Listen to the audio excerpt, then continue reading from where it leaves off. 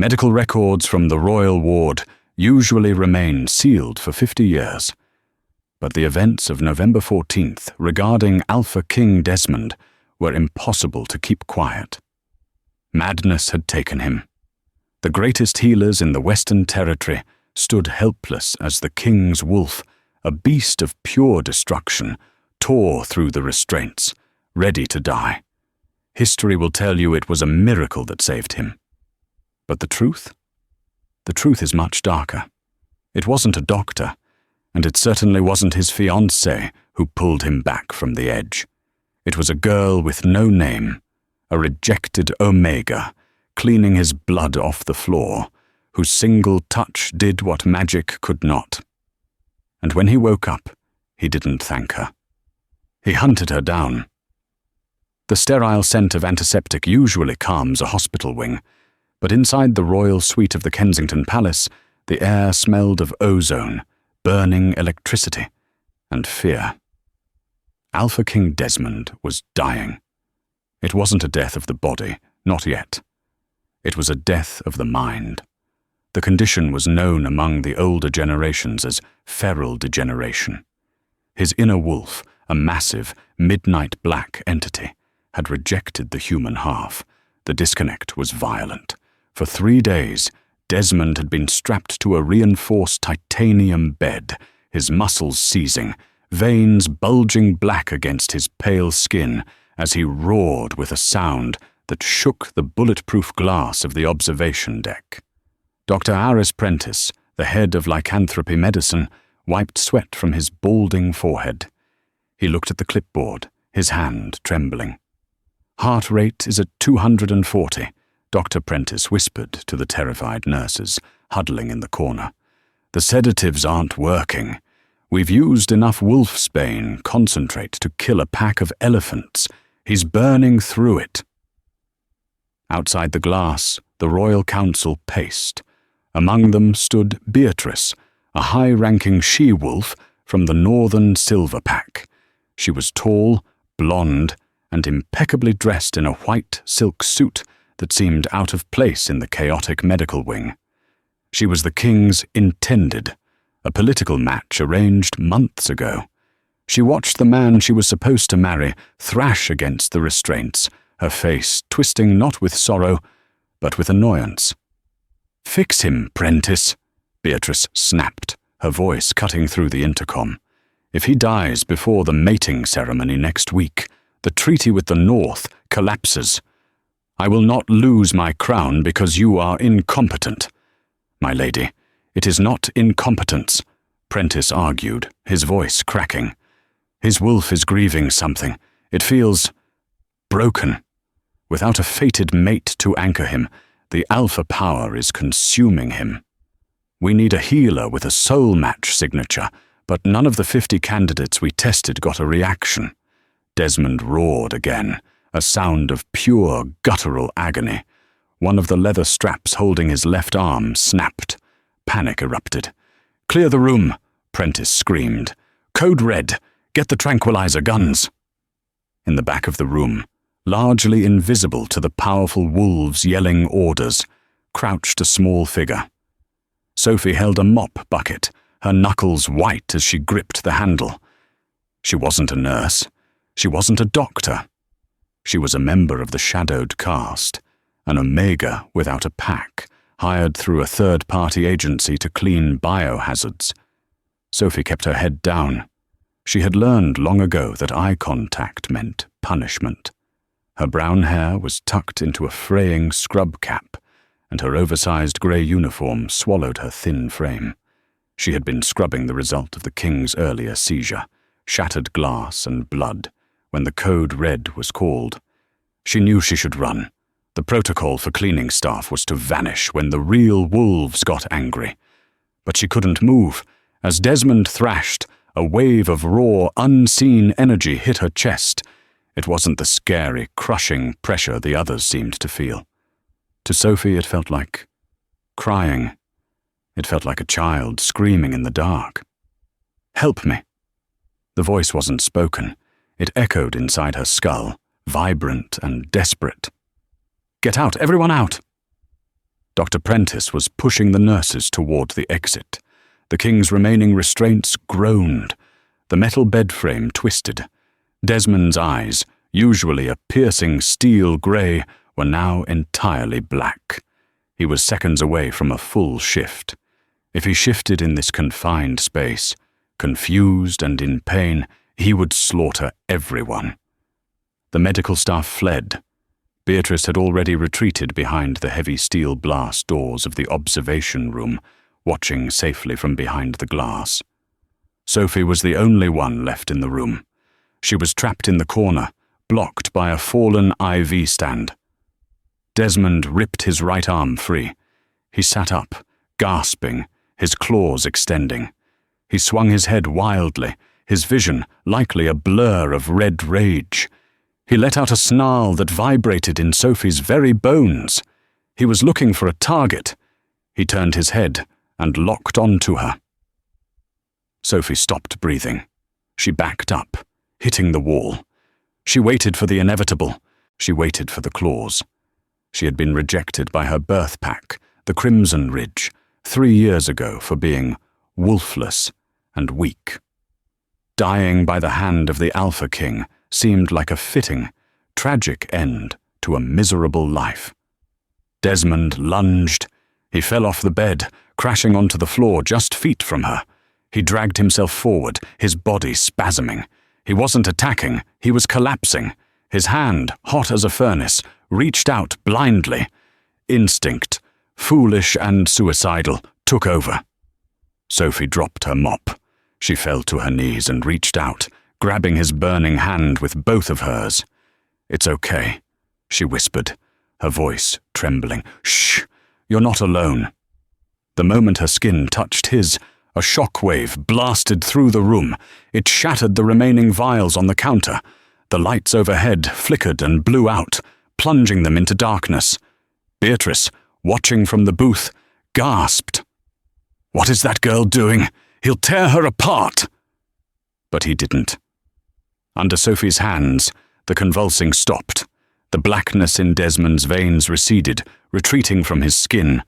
The oppressive heat radiating from him cooled into a comfortable warmth.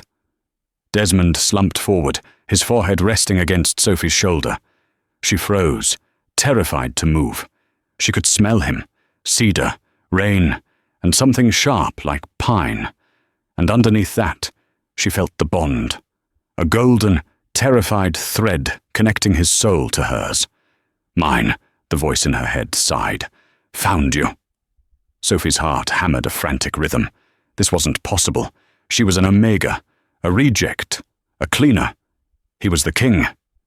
Desmond let out a long, shuddering breath, and for the first time in 72 hours, he fell into a natural, peaceful sleep. His heavy weight pressed against her, pinning her to the cold infirmary floor. The emergency lights buzzed on, bathing them in a dim red glow. From the observation deck, the doors hissed open. Dr. Prentice and the guards were rushing back in, confused by the sudden silence. "Get him back on the bed," Prentice ordered. "Check his vitals."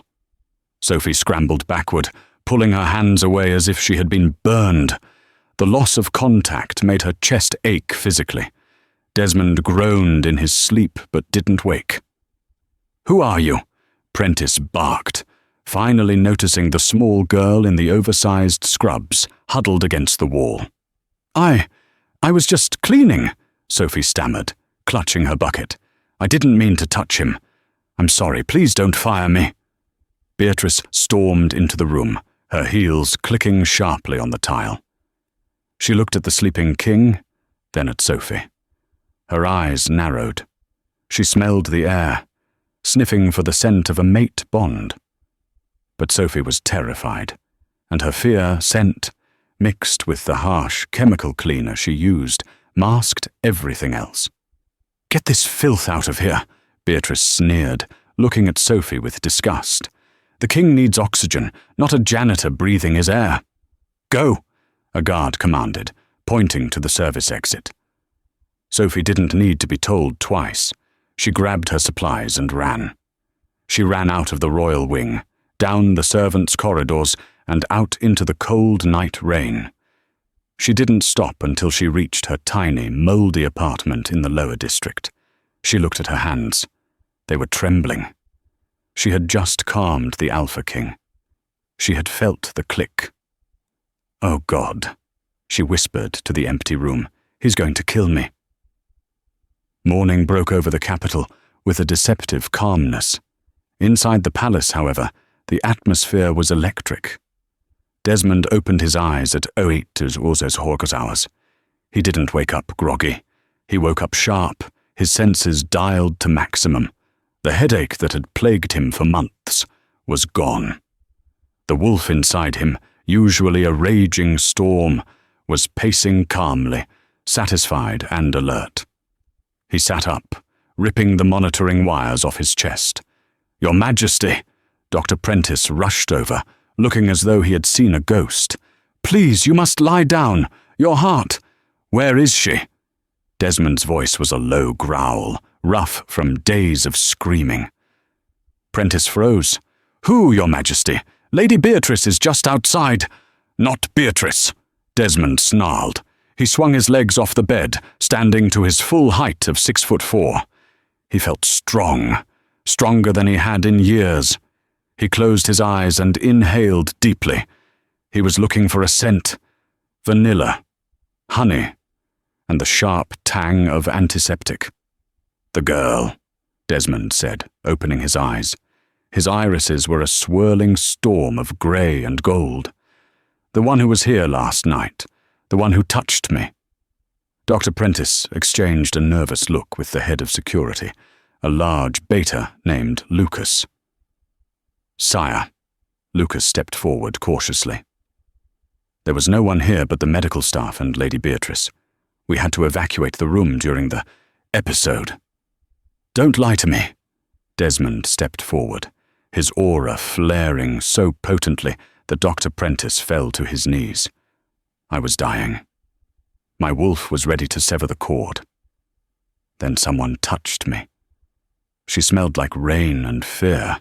She put her hands on my arm and the pain stopped. Who was she?" The door swung open and Beatrice entered, carrying a tray of food. She smiled, a practiced, perfect expression.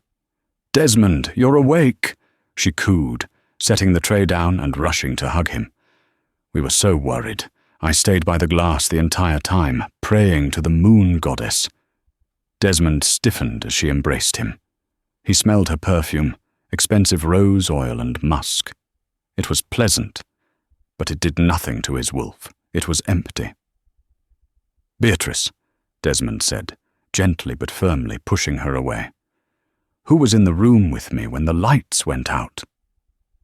Beatrice blinked, her heartbeat skipping just slightly. Desmond heard it. "Just the cleaning staff, darling," she said dismissively. "Some clumsy Omega dropped a bucket. We threw her out immediately so she wouldn't disturb you." "A cleaner," Desmond repeated. He looked at his hand, the one Sophie had held. He could still feel the phantom sensation of her small, rough fingers. "Lucas!" Desmond barked. The head of security snapped to attention. "Yes, Alpha. Pull the security footage from the royal wing, between 22 and 23 hours last night. I want to see every person who entered or exited." Lucas looked uncomfortable. "Sire, the power surge. When the event happened, the cameras in the suite blew out. The footage is corrupted." Desmond's jaw tightened. "Find the cleaning roster. Find out who was assigned to this room. Bring her to me." Beatrice laughed, a brittle sound. "Desmond, surely you aren't obsessing over a maid? You're delirious from the medication. It was my voice that calmed you. I was speaking to you over the intercom." Desmond turned to look at her. The look in his eyes made Beatrice's smile falter. "I know what I felt, Beatrice, and I know what I didn't feel." He walked past her, grabbing a shirt from the chair. "Lucas, find her. If she's an employee, she has a file. I want her in my office in 1 hour." Meanwhile, 5 miles away in the crumbling tenement buildings of the East End, Sophie was frantically packing a bag. She knew how this worked. She had grown up in the Crimson Ridge Pack, the daughter of a traitor. She knew that when powerful alphas took an interest in omegas, it wasn't for romance. It was for use. If the king found her, he would realize she had triggered a bond response. But Sophie had a secret, one that was marked on her medical file with a red stamp: defective. She couldn't shift. Her wolf was dormant, broken by childhood malnutrition and trauma. In the werewolf world, a mate who couldn't shift was a liability, a weakness. If the king found out his true mate was a broken omega, he wouldn't claim her. He would reject her. And a rejection from an alpha king didn't just hurt. It killed. "I have to go," she muttered to herself, throwing her 2 shirts and a photo of her mother into a backpack. She pulled her hood up and opened her apartment door, stepping out into the hallway. She froze. Standing at the end of the hallway were 2 men in black suits. They wore the golden pin of the Royal Guard on their lapels. They were sniffing the air. "Scent trail ends here," one of them said, his voice low. "Room 4B." Sophie slammed her door shut and locked the deadbolt. It was a flimsy piece of metal against 2 elite warriors, but it bought her 3 seconds. She scrambled to the window. She was on the 3rd floor. Below, there was a dumpster filled with trash bags. "Open up! Royal Guard!" A fist pounded on the door. The wood splintered. Sophie didn't hesitate. She climbed onto the sill and jumped. She landed hard on the trash bags, rolling onto the wet pavement. Pain shot through her ankle, but she bit her lip to keep from screaming. She scrambled to her feet, limping into the alleyway shadows, just as the window above her shattered outward. "She's running! South Alley! Pursue!" Sophie ran. She knew the back streets of the city better than anyone. She wove through the crowded market stalls, ducking under tarps, smelling the greasy scent of fried food and exhaust. She needed to get to the train station. If she could get a ticket to the neutral territories in the south, she might disappear. But as she turned the corner onto 5th Avenue, a black SUV screeched to a halt in front of her, blocking her path. The back door opened. It wasn't a guard who stepped out. It was King Desmond. He was wearing a dark trench coat, his hair wind-blown, his presence hitting the street like a physical weight. Passers-by stopped and bowed, terrified. Sophie skidded to a halt, her chest heaving. She looked back. The 2 guards were blocking the alley behind her. Desmond looked at her. He took in her ragged clothes, her terrified eyes, the way she favored her left leg. He inhaled deeply, and a look of pure, predatory satisfaction crossed his face. "Found you," he said. Sophie backed up until she hit a brick wall. "Please," she whispered. "I didn't do anything. I won't tell anyone." Desmond stepped closer. The crowd watched in silence. He stopped just inches from her, invading her personal space, boxing her in. He reached out, his hand hovering near her face. Sophie flinched, expecting a blow. Instead, his thumb brushed her cheek, wiping away a smear of dirt. The spark was there again, electric, undeniable. "You," Desmond murmured, his voice low and dangerous. "You are the one who quieted the storm." "I'm nobody," Sophie cried, tears spilling over. "I'm just a cleaner. Please let me go." "Let you go," Desmond laughed, a dark, humorless sound. His eyes flashed gold. "I spent 3 days in hell, and you are the only water I found. You aren't going anywhere, little ghost." He turned to his guards. "Put her in the car." "No." Sophie struggled as Lucas grabbed her arm gently but firmly. "You can't do this. I have rights."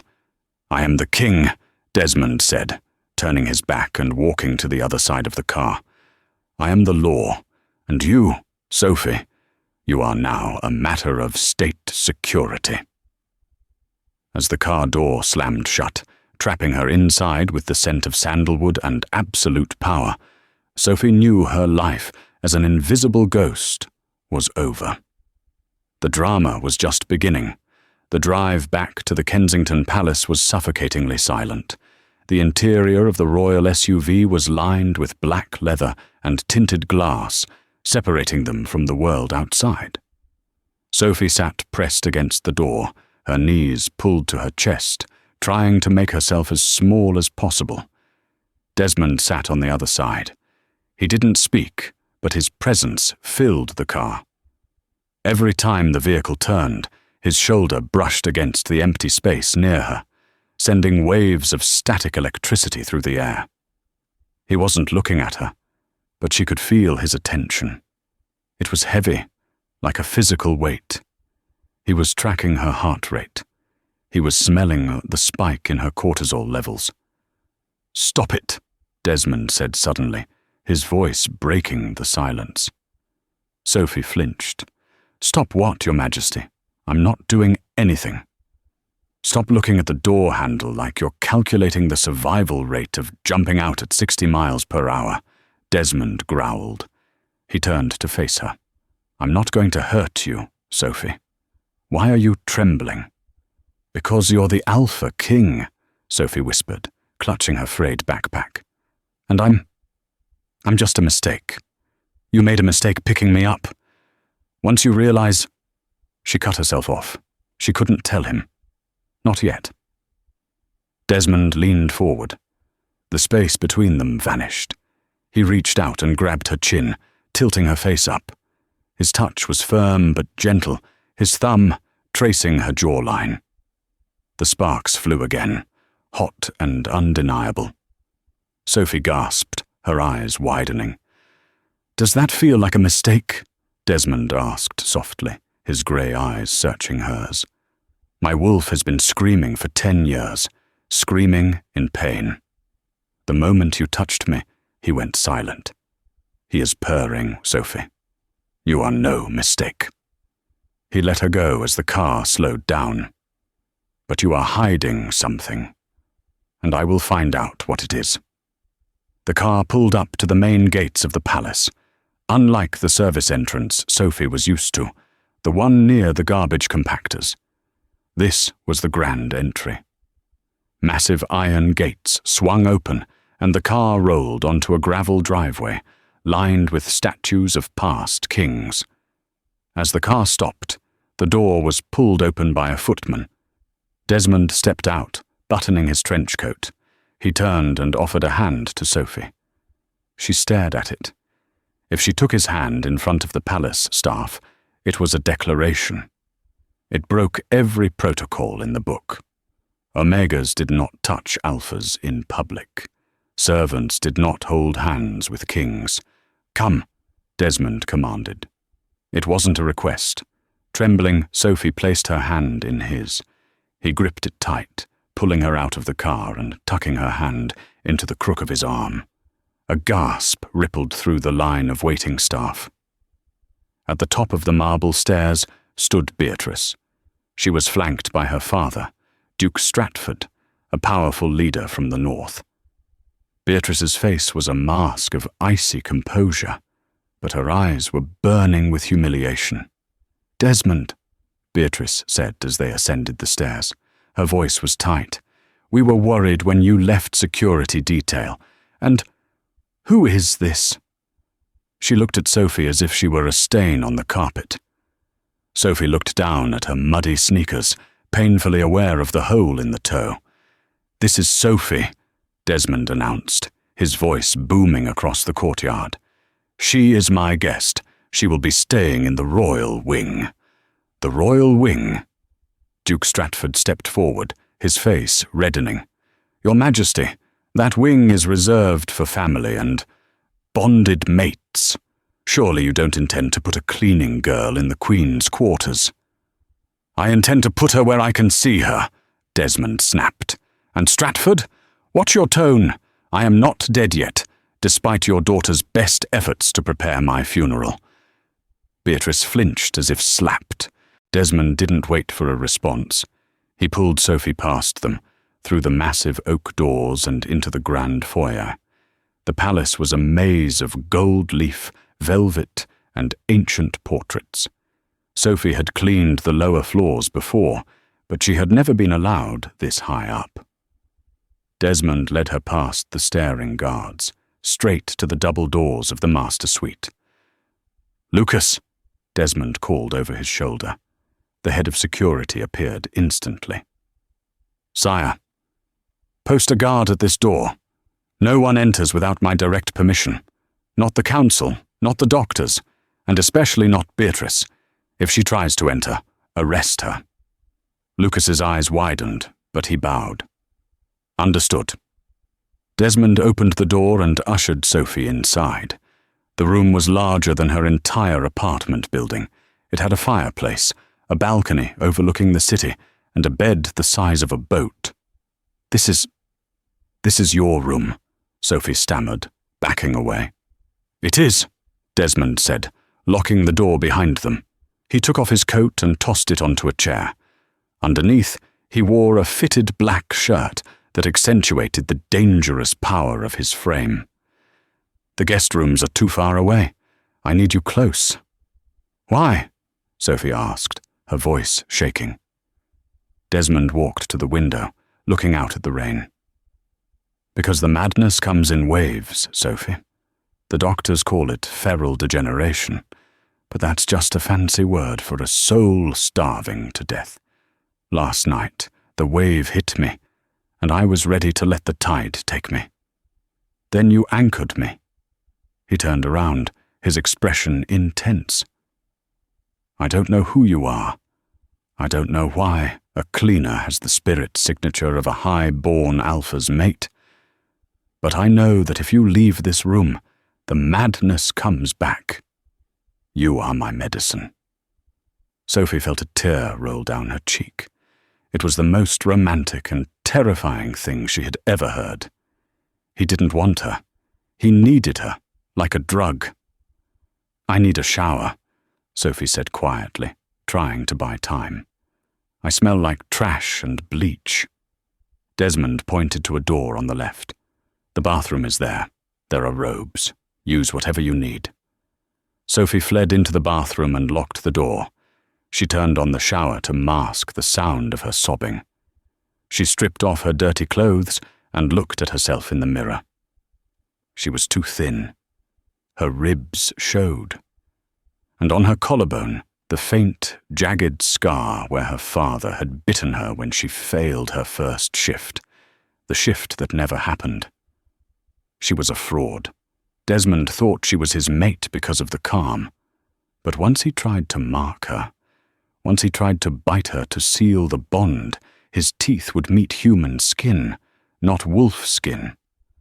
The bond would reject her. He would realize she was defective, and then he wouldn't just send her away. He would feel betrayed. Knock. Knock. "Sophie?" Desmond's voice came through the door. "Are you all right? You've been in there for 40 minutes. "I'm fine," she squeaked. "Just scrubbing." "Dinner is here," he said. "Come out." Sophie put on the oversized white plush robe. It swallowed her. She took a deep breath and opened the door. Desmond was sitting at a small table near the fireplace. He had ordered a feast: steaks, roasted vegetables, fresh bread, fruit. Sophie's stomach growled loudly. She hadn't eaten in 24 hours. Desmond's lips twitched with a ghost of a smile. "Sit. Eat." She sat. He watched her eat, not touching his own food. It was unnerving. "Tell me about your family," Desmond said, pouring her a glass of water.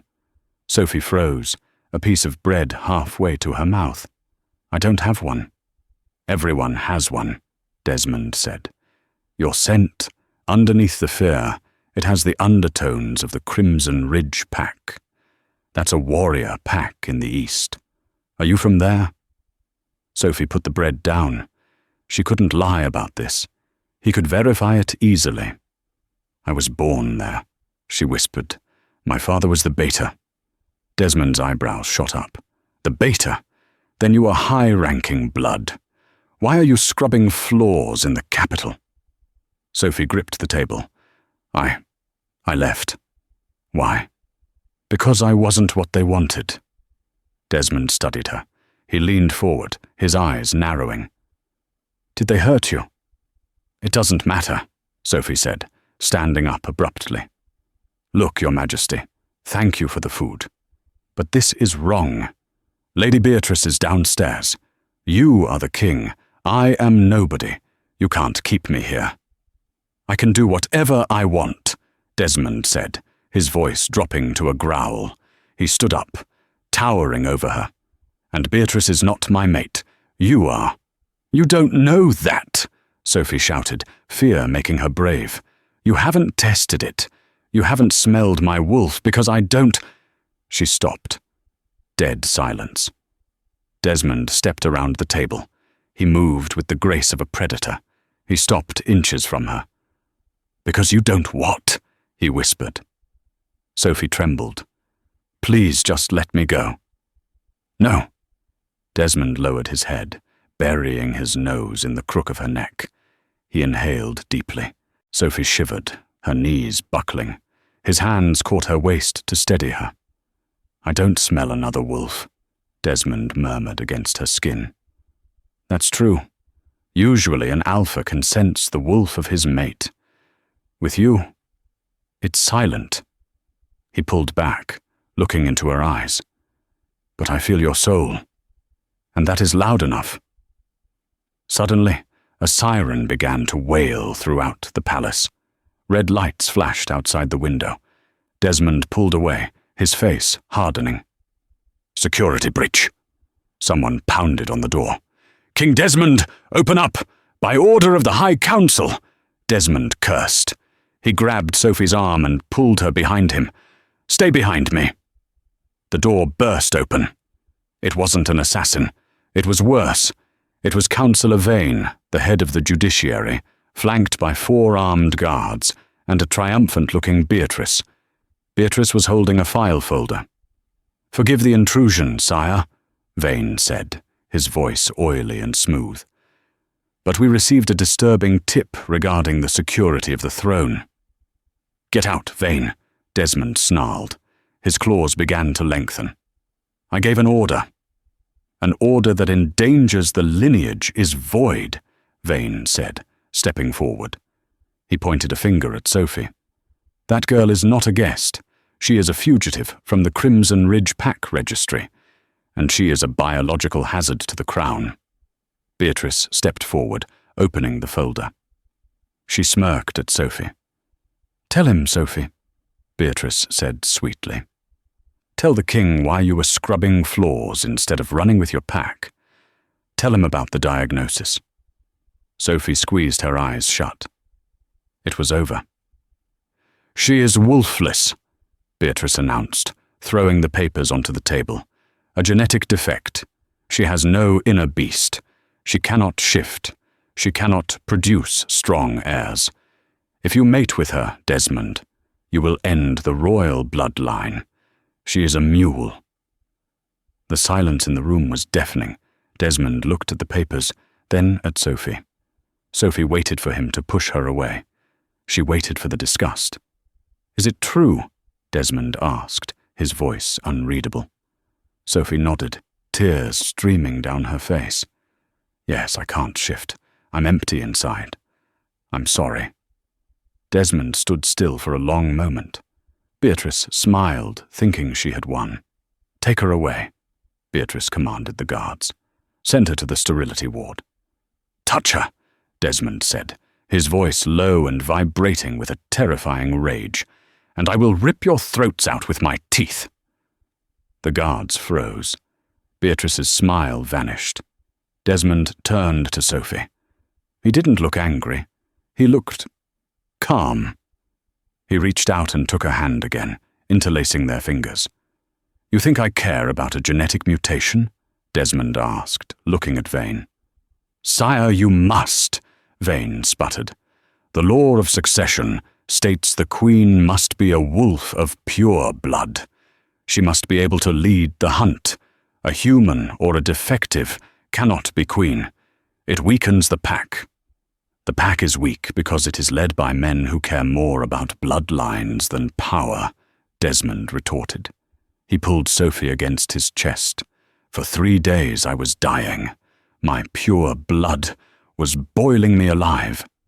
Beatrice, with her perfect pedigree, stood behind glass and watched. This girl, this defect, walked into the fire and pulled me out. Desmond looked down at Sophie. I don't care if she can shift into a wolf, a rabbit, or a stone. She quiets the noise. That makes her more powerful than any of you. This is madness, Beatrice shrieked, losing her composure. You are breaking the treaty. My father will withdraw his armies from the border if you do not marry me next week. Let him, Desmond challenged. I'll lead the armies myself. You cannot marry her without the council's approval, Vane yelled. We will invoke the lunar trials. The room went deadly silent. Sophie looked up at Desmond. She saw his jaw tighten. The lunar trials, Desmond repeated. You want to put her through the gauntlet? If she is truly your mate, Vane said with a cruel smile, then the moon goddess will protect her, wolfless or not. If she survives the 3 trials, the council will accept her.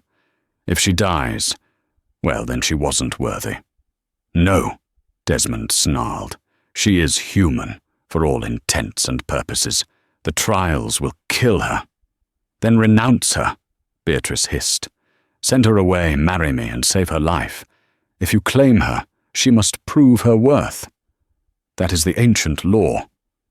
Desmond looked at Sophie. He was trapped. If he kept her, they would force her into a death match. If he sent her away, she would live, but he would return to the madness and likely die within the month. Sophie looked at the man who had defended her. For the first time in her life, someone had chosen her over power. Someone had looked at her broken parts and called them necessary. She stepped away from Desmond's chest. She wiped her tears. I'll do it, Sophie said. Her voice was small but steady. Desmond spun around. Sophie, no. You don't know what you're saying. The trials involve hunting, endurance, and blood sacrifice. Without a wolf. You said I quiet the noise, Sophie said, looking into his storm-grey eyes. You saved me from the streets.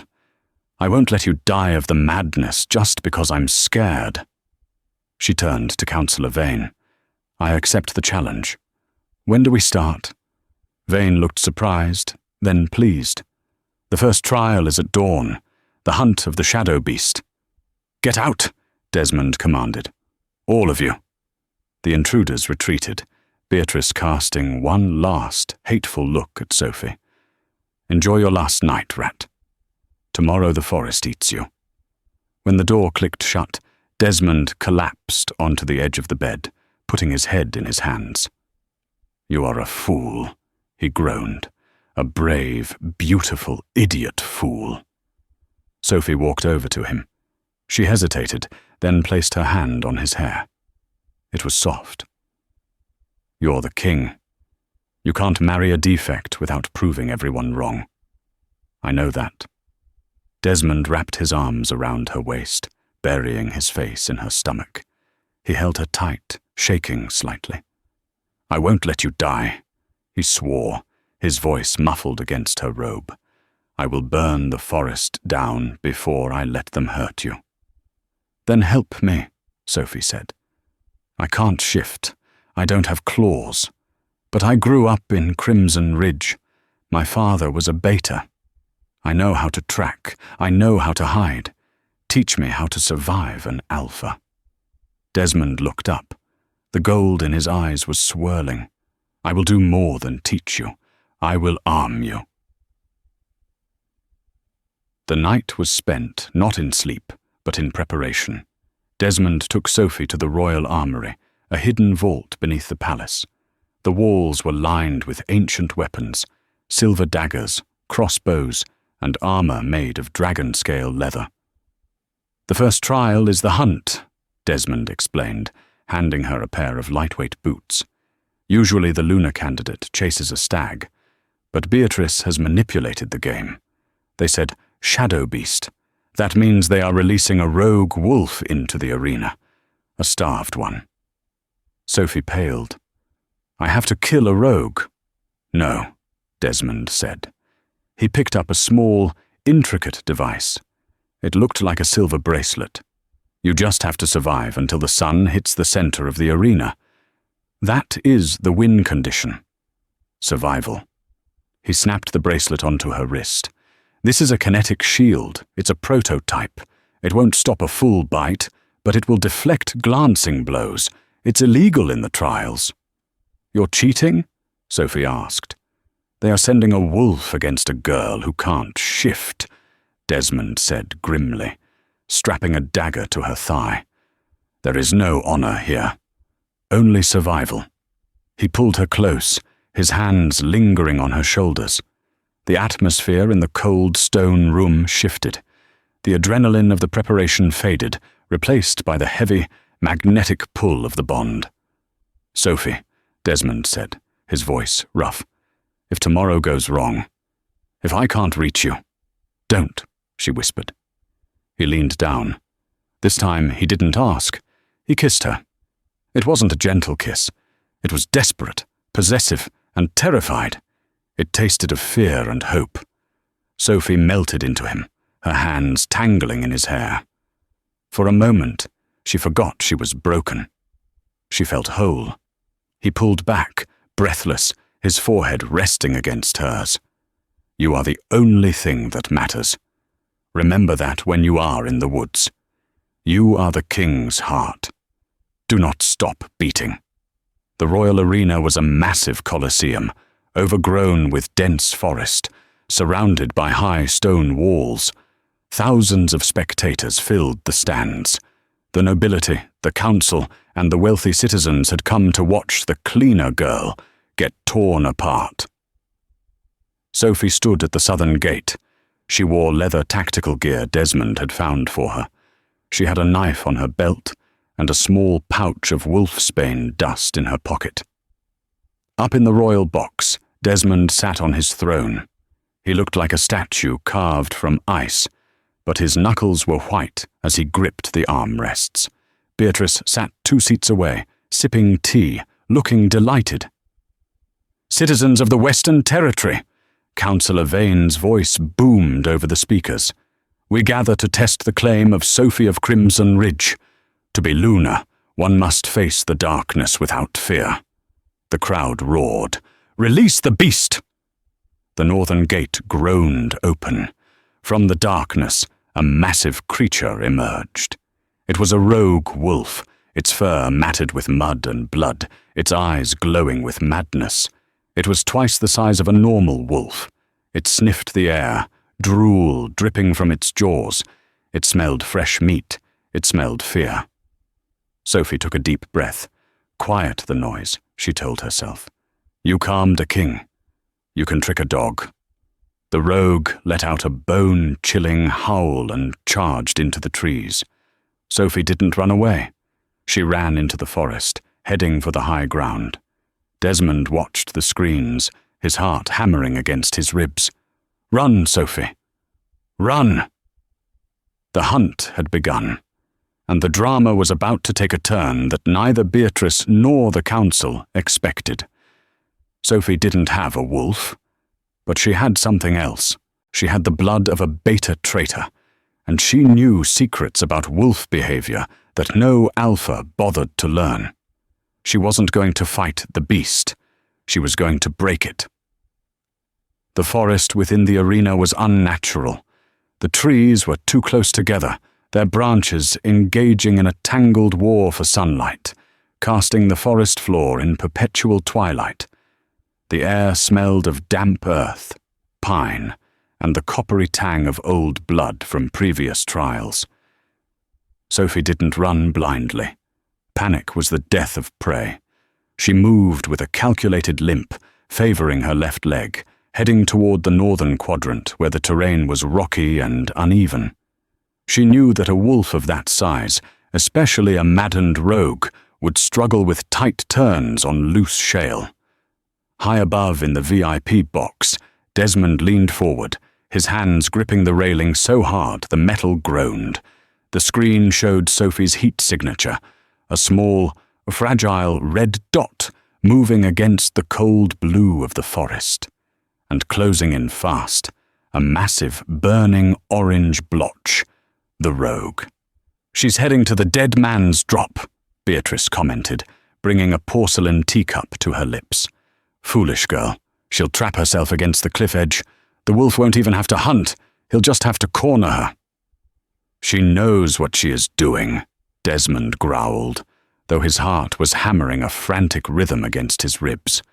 "Turn left, Sophie. Don't go to the wall. Turn left." Down in the mud, Sophie slid behind a moss-covered boulder. She could hear it now, the heavy, wet panting of the beast, crigs snapping, leaves crushing. It was close. She reached into her pocket and pulled out the pouch of wolfsbane dust. It wasn't enough to kill a wolf this size, but it was an irritant. She poured a small pile of it onto a flat rock, then covered it with a layer of fresh leaves. She didn't hide. She stepped out into the small clearing, her back to the steep cliff face that dropped 50 feet into a rocky ravine. She stood still, trembling not from cold, but from the adrenaline flooding her system. "Come on," she whispered. The bushes exploded. The rogue burst into the clearing. It was a nightmare of muscle and fur. Its eyes were milky white with cataracts and rage, foam dripping from its jowls. It saw her. It didn't hesitate. It launched itself through the air, jaws wide open, aiming for her throat. The crowd in the stadium screamed. Desmond stood up, a roar building in his throat. But Sophie didn't scream. She dropped to the ground, sliding flat on her back. As the wolf sailed over her, she kicked upward with both feet, connecting with the beast's stomach, using its own momentum to send it crashing into the cliff wall behind her. The wolf hit the stone with a sickening crunch and fell. But it wasn't dead. It scrambled up, shaking its head, more angry than hurt. It turned toward her, growling low. Sophie scrambled backward, but she didn't draw her knife. She looked at the wolf, really looked at it. The beast was snarling, preparing for a second lunge, but Sophie saw something else. Around its neck, hidden deep within the matted fur, was a metal collar. It was blinking with a faint red light. A shock collar. This wasn't a wild rogue. It was a torture victim. Every time the wolf hesitated, the collar shocked it, forcing it to attack. Sophie stood up slowly. She held out her hands, palms open. "Kill her!" Beatrice yelled from the box, her composure slipping. "Why is it stopping?" The wolf lunged again, but slower this time. It snapped at her leg. Sophie dodged, but the teeth grazed her calf, tearing the fabric and drawing blood. The scent of fresh blood hit the air. The wolf's eyes widened. It prepared to feast. "Stop," Sophie said. She didn't shout. She projected the voice, the same voice she had used on Desmond. She pushed every ounce of her empathy, her sorrow, and her calm toward the beast. "I know you hurt," she thought, pushing the feeling outward. "I know you are burning." The wolf froze mid-step. It whined, a high-pitched sound that confused the audience. Sophie took a step forward. The wolf snarled, snapping its jaws. "No," Sophie said firmly, stepping closer. "You aren't a monster. You're just in pain." She was within biting range now. One snap, and her face would be gone. Desmond stopped breathing. "What is she doing?" Sophie reached out. Her hand hovered over the wolf's snout. The beast trembled, fighting the instinct to kill, fighting the electric shocks pulsing from the collar. Sophie touched him. The effect was instantaneous. Just like with Desmond, a visible ripple of energy passed from her hand into the wolf. The beast's knees buckled. The milky whiteness in its eyes cleared for a second, revealing a human brown iris underneath. The rage evaporated, replaced by exhaustion. The wolf collapsed, laying its heavy head on Sophie's muddy boots. It whimpered, licking the blood on her calf. Not to eat, but to clean. Silence descended on the arena. 50,000 people watched in stunned disbelief as the defective Omega knelt in the mud, stroking the head of the man-eating beast. Sophie saw the collar pulsing. She reached into her boot, pulled out the small dagger Desmond had given her, and jammed it into the locking mechanism of the collar. With a grunt of effort, she twisted the blade. Crack! The collar popped open and fell to the ground. The wolf let out a long, deep sigh of relief. Sophie stood up. The sun crested the arena wall, hitting the center of the clearing. The horn blew. The trial was over. She didn't kill it, Councillor Vane stammered, his face pale. That's not a victory. The trial demands a kill. The trial demands survival, Desmond said, his voice ringing with triumph. He turned to Vane, a dark smile playing on his lips. And she survived. Open the gates. Down in the arena, Sophie didn't walk out alone. As she limped toward the exit, the massive wolf stood up and followed her, padding silently at her heel like a loyal guardian. She hadn't just survived. She had started a pack. The victory in the arena bought Sophie safety. But not peace. She returned to the royal wing not as a prisoner, but as a curiosity, escorted by Desmond and the wolf she had saved. The beast, a lost boy named Jax, was rushed to the infirmary, but not before Desmond revealed a dark truth. The wolf wore a compulsion collar, Desmond told her, as he tended to the cuts on her legs. Stark Industries tech. Beatrice rigged the game to ensure you died. She won't stop, Sophie whispered, wincing as he cleaned a wound. She hasn't, Desmond replied grimly. The second trial is tomorrow, the trial of truth. They will use Veritas serum. It's a psychic poison that forces you to relive your worst traumas to verify your loyalty. They want to break your mind in front of the court. If I refuse, then Vane executes you, Desmond said, his fists clenching. I can declare martial law, but the council will revolt. No, Sophie said, her voice steel. If I hide, they win. Let them look. The grand hall was suffocating, packed with nobility hungry for blood. Sophie sat in the center on a simple wooden chair, looking like a sacrificial lamb in her white dress. Beatrice stood in the front row, a triumphant smirk firmly in place. High Priestess Magda approached, holding a smoking chalice. Drink, Sophie of Crimson Ridge. Let the goddess see your soul. Sophie swallowed the ash-tasting liquid. The world instantly tilted. The serum hit her brain like a sledgehammer, dissolving the room into a nightmare of memories. Is it true you are a defect? That you have no wolf? Magda's voice thundered, echoing through the hall. Yes, Sophie gasped, tears streaming as the vivid memory of her father slamming the door on her played in the air above her. The crowd murmured in pity and disgust. Beatrice leaned forward, whispering to the priestess. Magda nodded. Is it true you are a thief? That you stole from the crown? No, Sophie cried, fighting the crushing psychic weight. Lie, Magda shouted, sending a wave of pain through Sophie's skull. Confess your sins. Why are you wolfless? What did you do to offend the goddess? I didn't, Sophie screamed. She felt her mind cracking under the pressure.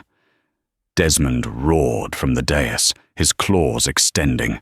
Enough! She has answered. She must break, Beatrice shrieked. The truth must out. But Sophie didn't break. The walls came down, but behind them wasn't weakness. It was rage. Her eyes snapped open. They were no longer brown. They glowed a blinding, unnatural white. The psychic pressure shattered outward, cracking the legs of the wooden chair. I am wolfless, Sophie's voice boomed, resonant and amplified without a microphone. Because I was poisoned. The hall went deathly silent. Beatrice's smile vanished. The water in the Crimson Ridge Nursery, 2018, Sophie continued, the truth forcing its way out with surgical precision. Shipments of vitamin supplements from Stratford Industries. My mother gave them to me daily. She locked eyes with Duke Stratford. It wasn't vitamins. It was silver nitrate mixed with wolfsbane concentrate. You were testing a sterilization agent on pack children. Lies! Duke Stratford roared, jumping to his feet. She is hallucinating. The Veritas cannot create lies, High Priestess Magda whispered, backing away in terror. It killed 20 children, Sophie accused, standing up as raw power radiated from her. You called it a plague. I call it genocide, and you kept the receipts, Beatrice, the red folder, bottom drawer of your office. Lucas, Desmond's voice cut through the stunned silence like a blade. Search the Stratford estate. Secure that folder. You can't do this, Beatrice screamed, her face pale. I am the future queen. You are nothing, Desmond snarled.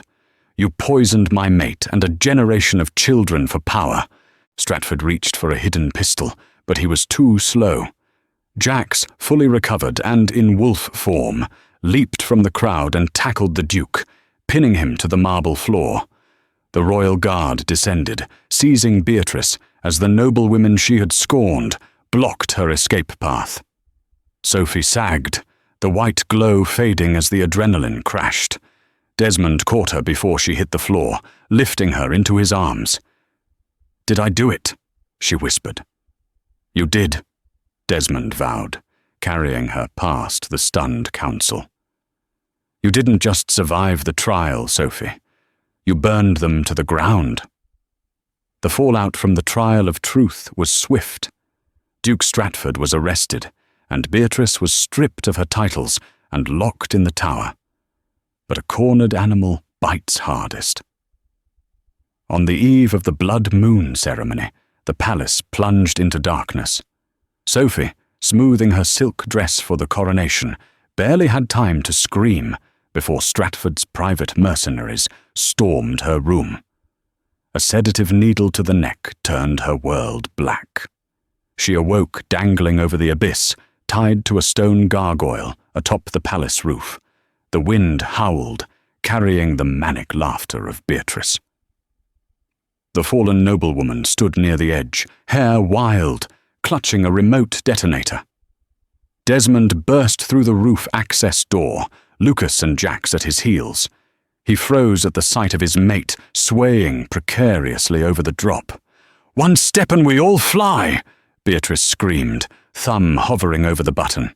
"If I can't be queen, no one will." "It's over, Beatrice," Desmond pleaded, hands raised. "Don't add murder to your crimes." "You murdered my future," she spat. "I was perfect, a purebred alpha. She is a broken mutt." "She is my soul," Desmond countered, his voice cracking with raw emotion. "She saved a rogue. She exposed a conspiracy. She is more of a queen than you ever were." Enraged, Beatrice pressed the trigger. Click. Nothing happened. She pressed it again, panic replacing her rage. "Looking for this," Sophie whispered. Her eyes glowed with that blinding white light. Fighting the sedative, she realized her defect was actually a mutation. Bioelectric manipulation. She had fried the detonator's circuits from 5 feet away. Screaming, Beatrice drew a silver knife and lunged to cut the ropes. Desmond didn't hesitate. He shifted mid-air, a fluid explosion of fur and muscle. The massive black alpha slammed into Beatrice, pinning her against the wet slate before her blade could touch the rope. A single, earth-shaking roar forced her wolf to submit. Beatrice went limp.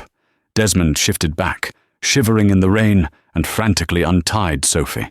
He pulled her from the ledge, burying his face in her neck. "I thought I lost you," he gasped. You can't get rid of me. She smiled weakly, clutching his shoulders. I have a kingdom to fix. The coronation was historic. Sophie refused the velvet robes, standing in a simple white gown under a new banner, a wolf intertwined with a human hand. When the crown touched her head, the crowd didn't howl, they cheered, humans, omegas, and alphas alike. On the balcony, overlooking a united city, Desmond whispered, "One last tradition. The alpha must mark his mate." Sophie touched her neck, no longer afraid. "I'm ready." He kissed her as the sun set over the Western Territory. The drama was finished, and the reign of the White Queen, the girl who proved you don't need claws to be fierce, had begun. And that, my friends, is the incredible story of Sophie and King Desmond.